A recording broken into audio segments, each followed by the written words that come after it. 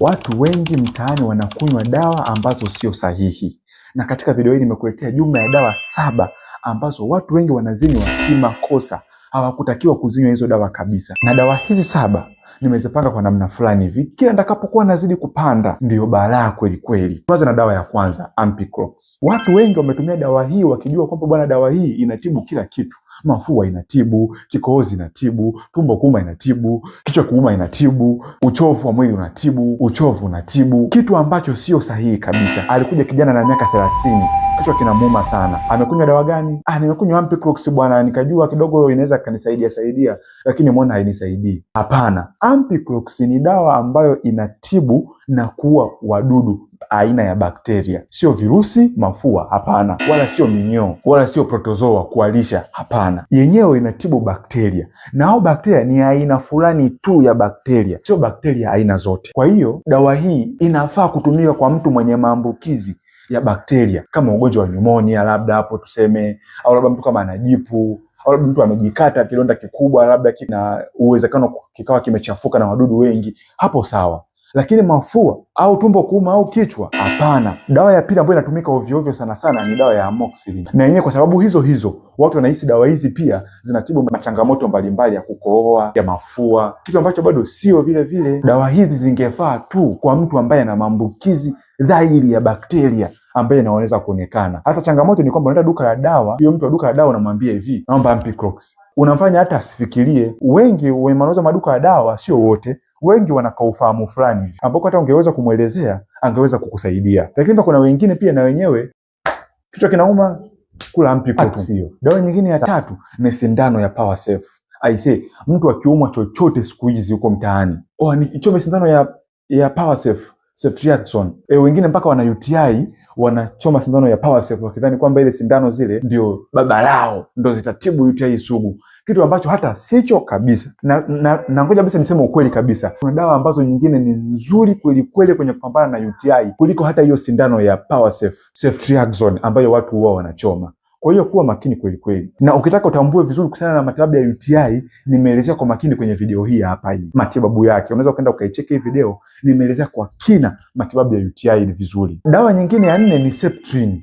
Hii watu inagawiwa kweli kweli. Sasa hii dawa ni dawa ya zamani kweli kweli. Wadudu wengi siku hizi wamekuwa sugu sana zidi ya hii dawa ya Septrin. Sasa kuna watu maduka ya dawa bado wanauza hizi dawa, lakini kuna dawa nyingine nzuri zaidi ambazo ungeweza kumpatia mtu. Lakini sasa ndio kweli, zingatia, mtu ana mafua unampa Septrin ya nini wakati tayari ni virusi, wala mtu hana haja ya kupata hizi dawa. Kwa hiyo hizi dawa ni kwa nazo makini kweli kweli. Sasa sehemu ya msingi ninapotamani nizungumzie, kwa nini dawa hizi 4 nilizozungumza hizi ambazo zote zinakaa kwenye kundi moja la antibiotic, Ampiclox, amoxicillin, ceftriaxone, PowerSafe na Septrin, kwa nini sio dawa sahihi kabisa kuzitumia? Ni kwa sababu hizi ni dawa za kuua bakteria, na bakteria wengi siku hizi ambao wapo, nikwambie ukweli, ni wajanja. Dawa hizi zinapokuwa zinatumika holela, kidogo antibiotic, sabuni za kuogea antibiotic, nini kidogo antibiotic, mwisho wa siku wale bakteria wanakuwa sugu kweli kweli, kiasi kwamba hata zile dawa ambazo ni sahihi haziwezi tena kufanya kazi. Sasa inafikia sehemu unajipu ambao Ampiclox kweli inafaa, lakini utakapotumia haitokusaidia tena, kwa sababu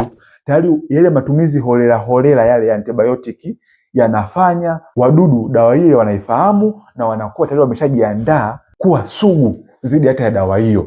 Na hiyo ndio sababu kubwa hata siku hizi UTI inakuwa haiponi. Kama una UTI ambayo haiponi, cheki video hii, nimechambua kwa kina sababu mbalimbali ambazo zinafanya watu wengi UTI yao inakuwa haiponi. Cheki video hii ukimaliza video hii. Kwa hiyo sasa kama unajipu au sehemu yote ambayo kuna usaha, mara nyingi huwa ni bakteria. Hapo antibiotic zinaweza kutumia, lakini ni vizuri uandikiwe na daktari dawa ambayo ni sahihi. Kwa mfano, mtu anapokuwa na majipu unaweza kumpa Ampiclox, si ndio? Na inaweza kumsaidia. Lakini bado dawa bora ambayo inaonekana inafanya kazi vizuri ni hii dawa ambayo inaitwa amoxicillin plus flucloxacillin, au kuna dawa hii inayoitwa erythromycin au akina Azuma. Zinafanya kazi vizuri zaidi kuliko zile Ampiclox. Unaona, nimekupa ujanja huo, si ndio?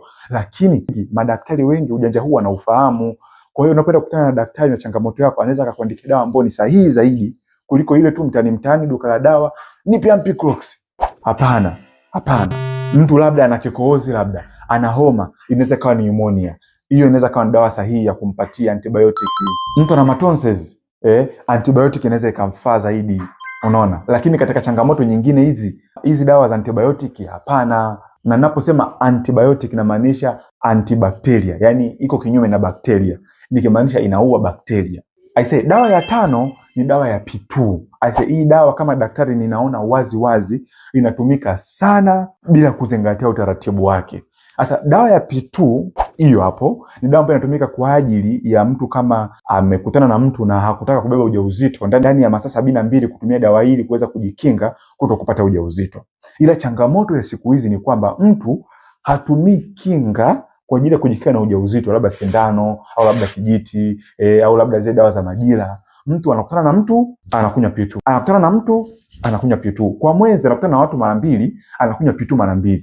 Ni hatari sana kwa sababu P2 ina kiwango kikubwa cha hizi homoni. Unaona hapa ina kiwango kiasi gani? Hiyo hapo hiyo.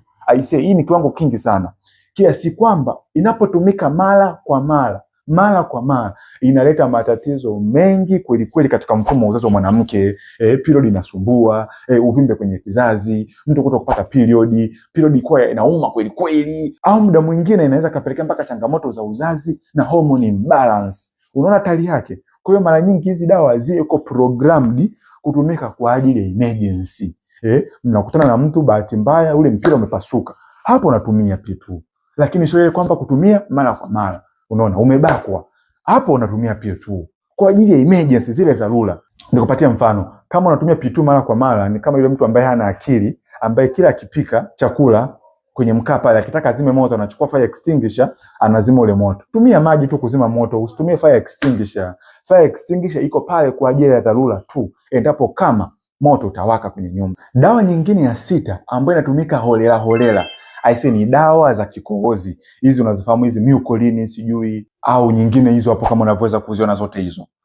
Ngoja nizungumze hapa kwa uwazi kabisa na kwa ukweli. Sio vikohozi vyote vitahitaji dawa za kikohozi, na sio magonjwa yote ya mtu atakayoumwa kwenye kifua huko anakoa na mafua ajisikii vizuri basi lazima hanywe dawa ya kikohozi. Hapana. Nikupatia mfano mzuri. Angalia hichi kitabu. Hichi kitabu ni Mwongozo wa Matibabu kwa Watoto Tanzania. Ona hapa anavyosema hapa. Unaona hapa anavyosema hapa? Kwa Kiingereza, si ndio? Lakini kwa Kiswahili anachomaanisha hapa ni kwamba hivi, sio vikohozi vyote vinahitaji dawa ya nini? Ya kikohozi. Kuna baadhi ya vikohozi vingine havitakiwi kabisa kutumia dawa za kikohozi. Hasa siku hizi mtoto na mafua na koa, Mucoline. Mtu ana changamoto fulani, pigwa Dr. Cold. Kidogo mtoto kapiga chafya, pigwa dawa ya kikohozi nyingine. Ni hapana. Na labda nikupatie siri. Ile mtu kukohoa ni namna ya mwili unajikuna kwa ajili ya kutoa uchafu nje. Unapoweka dawa unafunga. Na hapo ndio muhimu wa kwenda kwa mtaalamu ambaye anafahamu hivi vitu vizuri. Bwana daktari akimwangalia mtoto wako, bwana hii ni pneumonia, huyu anahitaji dawa ya antibiotic kabisa ya kutibu pneumonia yake. Wala sio hizi Dr. Cold wala Mucoline. Hapana. Unaweza ukashangaa unampa mtoto dawa ya kikohozi akiishi kipo tu. Sababu kubwa ni kwa sababu changamoto iliyopo ndani haujaitibu. Wakati wadudu wako ndani wanazidi kuzaliana, itabidi kikubwa wadudu wale ndani ambao wanasababisha kikohozi waweze kuuliwa kwanza, kisha uliwa ndio mambo mengine yafuate. Hasa mtu unampa dawa ya kikohozi tu, unafunga pale koo ili mtu asikohoe. Hiyo inakuwa ni mbaya kweli. Mara nyingi kuna haya matibabu ambayo hata madaktari bingwa wa watoto wanashauri mara nyingi kumpatia mtoto asali kidogo au labda kumkorogea chai ambayo ina ndimu kidogo. Inasaidia sana kuweza kulainisha koo na kuweka koo vizuri. Lakini dawa hizi za kikohozi mimi kama daktari ninashauri onana na daktari akushauri, je, kikohozi cha mtoto hichi na namna kilivyo, je, kinahitaji dawa za kikohozi? Kuna vingine kweli vinahitaji.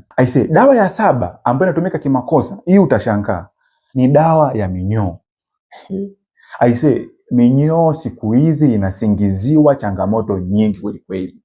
Mtu akiwa hawezi kula, minyoo. Mtu akiwa anakula sana, minyoo. Akiwa hana hamu ya kula, anajisikia uchovu, minyoo. Sasa minyoo inasababisha mtu kula au kutokula? Mbona tuelewi? Mtu akiwa anakohoa, minyoo. Mpaka kukohoa ni minyoo jamani. Eti minyoo inapanda kwenye koo. Wewe, si kweli. Tukifikia huko huwa ni balaa. Mtu anawashwa, minyoo. Mtu anapungua uzito, minyoo. Mtu kilo zake zinaongezeka, minyoo. Mtu tumbo linauma, minyoo. Anaalisha, minyoo. Jamani, hapana. Na hii ndio sababu kubwa watu wengi wanakula dawa za minyoo kila siku. Akiona hana hamu ya kula, dawa ya minyoo. Akiona hali vizuri, dawa ya minyoo. Hapana. Mara nyingi tunafanya kipimo cha choo kuangalia kama mtu ana minyoo. na kama anayo anapatiwa matibabu. Lakini ile ya kutumia dawa ya minyoo kama kwa ajili ya kuweza kuzuia minyoo, ile kila baada ya miezi mitatu au kila baada ya miezi 6 kutumia dawa ya minyoo ni sawa, lakini sio pia wote wanastahili. Mara nyingi ni kwa wale ambao katika maeneo ya hatarishi, watu ambao wanakula mara nyingi makachumbari, watoto ambao wanakula maudongo mara kwa mara, mama wajawazito labda hapo. Unaona, kuna watu hao ambao katika maeneo hatarishi, hao ndio wanatakiwa watumie dawa hizo, na wenyewe ni kwa baada ya muda fulani au muda fulani au muda fulani, kila baada ya miezi mitatu, miezi 6. Lakini sio mtu tu tumbo linauma minyoo, usikia miakula minyoo.